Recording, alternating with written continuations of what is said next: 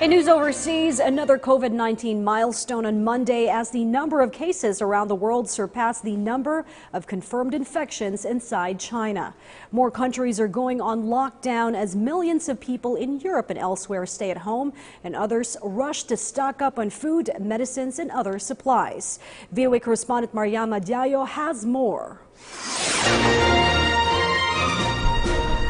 Spain declares a state of emergency and imposes a near total lockdown to fight the COVID-19 as the number of infections there jumped overnight by roughly 20% to over 9,000 cases. People will only be able to circulate on public roads to carry out the following activities.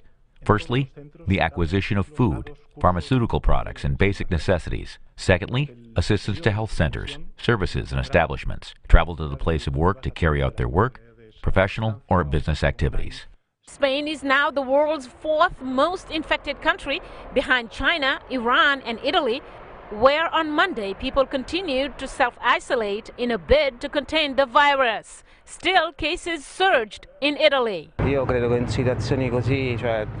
believe that in this kind of situation we must be compliant and orderly. I hope that it will end soon because I am exhausted.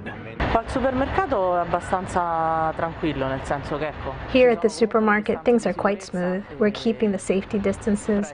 I have the gloves already in my pocket, and I calmly respect my line. I try to be as quick as possible.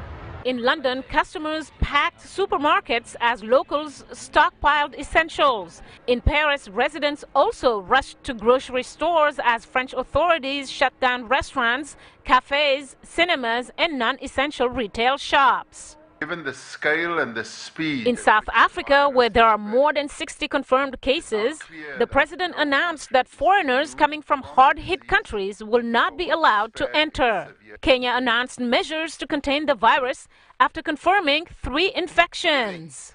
We have suspended learning in all our education institutions with immediate effect. Meanwhile, back in Wuhan, China, doctors said testing is the most important containment tool. Test, and test. Whenever you have no chance to do the test, I mean the nucleic acid test for COVID-19, you never know who is the carrier, who is the patient, and you never know who should be quarantined and who are close contacts. Advice echoed by the World Health Organization on Monday, and something other countries around the world are racing to do.